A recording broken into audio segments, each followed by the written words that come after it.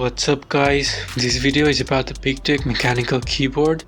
So without further ado, let's get straight into it.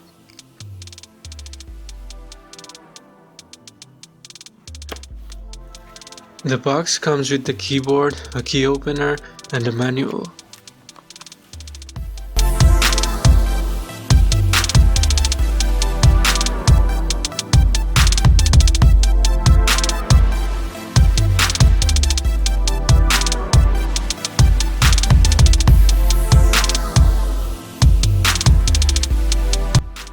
The keyboard has 87 blue switch keys and has many different color options.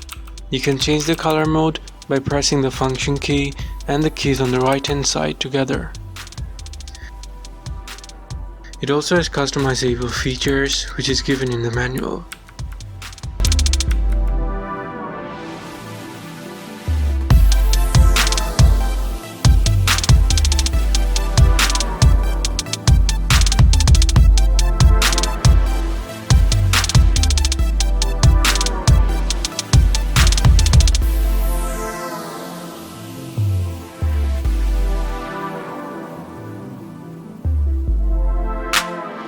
You can adjust the speed and brightness of the light using the arrow keys.